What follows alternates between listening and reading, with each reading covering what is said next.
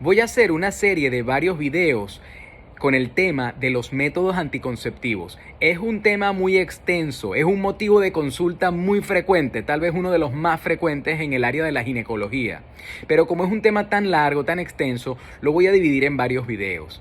En el video que estoy haciendo ahora, este primer video, voy a clasificar los métodos anticonceptivos y voy a hablar solamente de los métodos que se consideran permanentes, que son la ligadura de trompas y la vasectomía. Además, existen los métodos de barrera, que son, por ejemplo, el condón o el preservativo, que lo hay masculino y femenino, las pastillas anticonceptivas, que es el método más popular, y otros dispositivos como son, por ejemplo, un aro que se llama NuvaRing, que la misma paciente se lo coloca y se lo quita. Hay también el dispositivo intrauterino mejor conocido como la T de cobre, y hay varios tipos de este dispositivo, y hay también un implante que se coloca en el brazo debajo de la piel.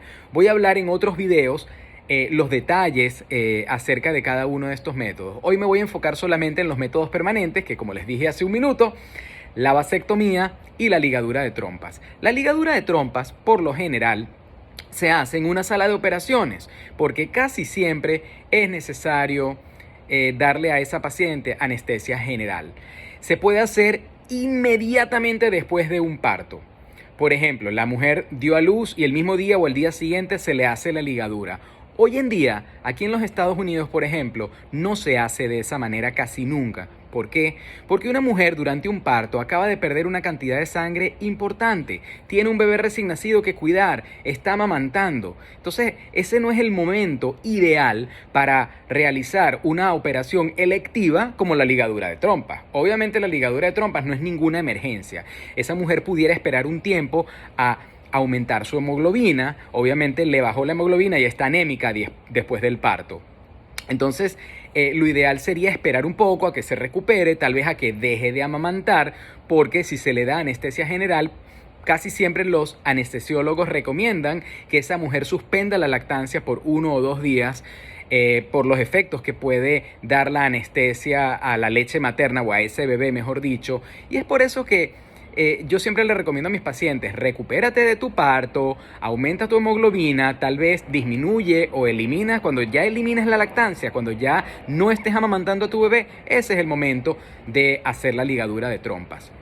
¿En qué consiste? Bueno, hay varios métodos o varios procedimientos que se pueden hacer. Se puede cortar la trompa, se puede cauterizar, hay unos aros que se le ponen con unas ligas también, pero independientemente de cuál es el procedimiento, hay que entender de que esa trompa queda obstruida o destruida permanentemente. Se puede hacer con una mini incisión, lo que se llama una mini laparotomía, que es haciendo una incisión por lo general por debajo o a través del ombligo, y por ahí entonces se buscan las trompas y se hace el procedimiento, bien sea cortarlas, amarrarlas, cauterizarlas, etc.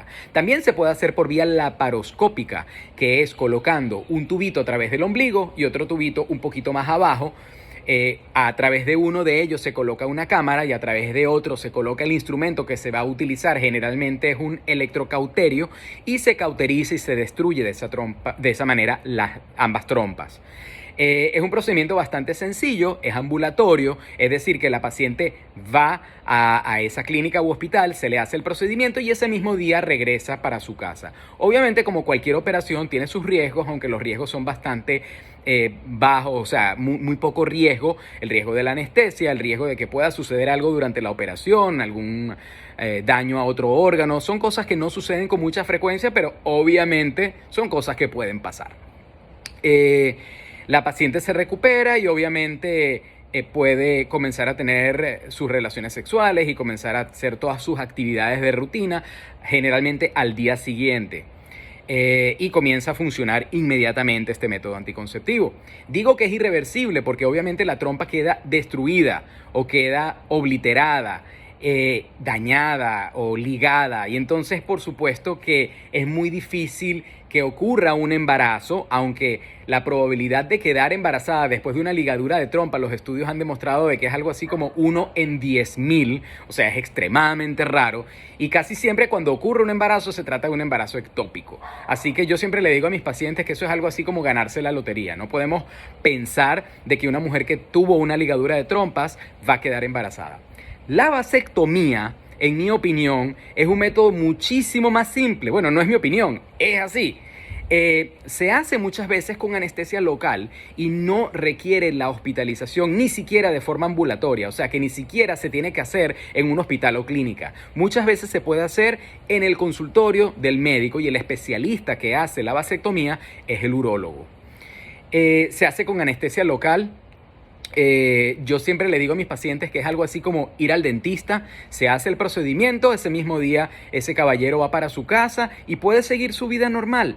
Eso sí, no empieza a funcionar inmediatamente porque en el aparato genital masculino quedan espermatozoides y esos espermatozoides se deben de ir eliminando poco a poco.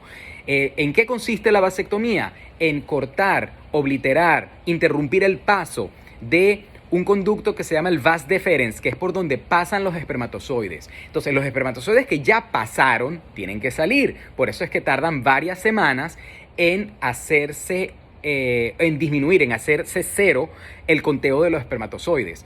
Y no es sino hasta unas 4 a 6 semanas cuando se hace un estudio, un examen de semen y se demuestra de que el conteo está en cero, que ya se le puede decir a ese caballero: ya puedes comenzar a tener relaciones sexuales sin protección y ya la vasectomía está funcionando. Siempre hay muchísimos miedos alrededor de la vasectomía. Los hombres muchas veces piensan que algo va a cambiar en su vida sexual, que no van a tener una erección, que no van a eyacular. Y no es así. Lo que yo siempre le digo a mis pacientes o a sus parejas es que nada cambia. De hecho, fíjense, un hombre que tiene un problema de infertilidad, es decir, un hombre que es estéril, como se dice comúnmente, no lo sabe. ¿Por qué? Porque tiene relaciones sexuales normales, la erección, la eyaculación, el semen, la cantidad de semen, la característica, o sea, la apariencia del semen, todo es normal. Lo único es que si tomamos ese semen y lo vemos en el microscopio, pues no hay espermatozoides. Entonces, eso es lo único que cambia en el hombre después de una vasectomía. Por eso es que yo casi siempre le recomiendo a mis pacientes la vasectomía. Es un poco raro porque yo hago la ligadura de trompas. Yo debería estar vendiendo la ligadura de trompas. Sin embargo, como yo siempre trato de aconsejar a mis pacientes para que hagan lo menos riesgoso, lo más simple, lo más beneficioso, siempre hay que tener una actitud de dar esta información, aunque a veces tal vez no nos esté favoreciendo a nosotros como médicos porque es un procedimiento que nosotros los ginecólogos estamos haciendo. Más bien yo le refiero a mis pacientes a un urólogo. Pero bueno, eso me estoy saliendo un poquito por la tangente. En conclusión, estos son los dos métodos permanentes y si tienen cualquier duda, por favor comuníquense conmigo, suscríbanse a mi canal y nos vemos en la próxima.